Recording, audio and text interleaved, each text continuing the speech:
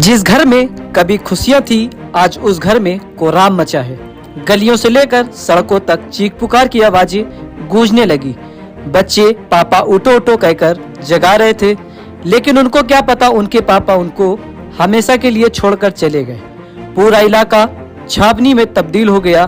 दरअसल रविवार की सुबह चंदा मांगने को लेकर दो पक्षों में विवाद हो गया था। क्षेत्र के अपराधी काले खान ने किसान नेता को ईंट पत्थर से मारा। वहीं उपचार के दौरान किसान नेता की मौत हो गई। परिजनों ने पुलिस का दरवाजा खटखटाया, लेकिन पुलिस का दिल नहीं पसीजा और उल्टे पांव वापस भगा दिया, जिससे आक्रोशित परिजनों ने 4 घंटे शुक्लागंज पुल के पास जाम लगाकर हंगामा किया। हंगामे में सैकड़ों वाहन फंसे रहे। वहीं सूचना पर पहुंचे अधिकारियों ने काफी प्रयास किया, जिसके बाद परिजनों को शांत करवाया। उसके बाद किसान नेता का शव पोस्टमार्टम के लिए भेजा। सोमवार को कड़ी सुरक्षा के बीच किसान नेता विनोद कश्यप का अंतिम संस्कार करवाया गया। परिजनों ने मृतक विनोद की पत्नी को सरकारी नौकरी व बच्चों के भविष्य को लेकर मांग की थी, जिस पर उन्नाव प्रशासन ने एक पेपर में लिखित व मुख्यमंत्री राहत कोष से मदद दिलवाने का आश्वासन दिया। उत्तर प्रदेश के मुख्यमंत्री अपराध को जड़ से खत्म करने का दावा करते हैं, लेकिन यहाँ तो क्षेत्रीय पुलिस से मिलकर सारे अपराध आसान हो जाते हैं। क्षेत्रीय लोगों का कहना है कि काले खां इससे पहले भी कई लोगों के साथ मारपीट कर चुका है, लेकिन चौकी थाने में सेटिंग होने के चलते उस पर कोई कार्रवाई नहीं होती। अब देखना यह है कि उन्नाव पुलिस आरोपियों के खिलाफ किस तरह से कार्रवाई करेगी।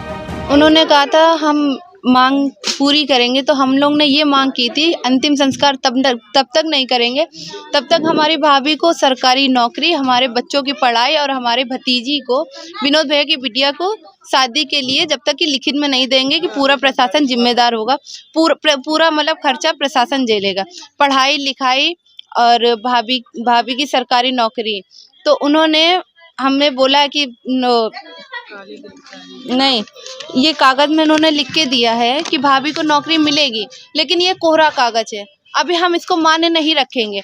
उन्होंने कल हमसे भाभी के डॉक्यूमेंट्स मांगे हैं, कल हम भाभी के डॉक्यूमेंट्स देंगे, और जब तक कि वो सरकारी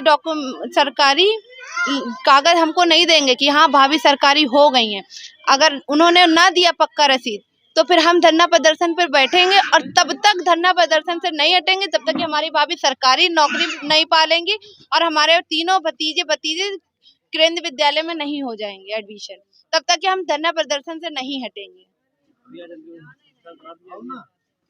हाँ, अंतिम संस्कार हो गया है। उन्होंने ये बोला है कि हम ये कागज दे रहे हैं, आप अंतिम संस्कार कीजिए, हम पे भरोसा कीजिए।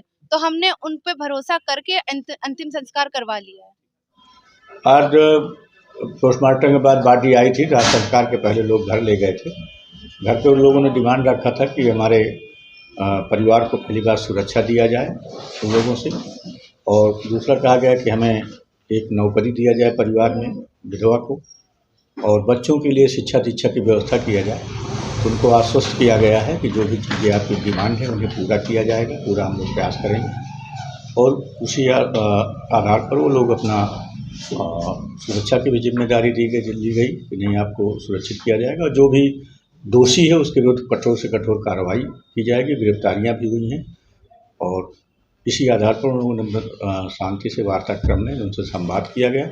उन लोगों ने दाह संस्कार कर लिया है।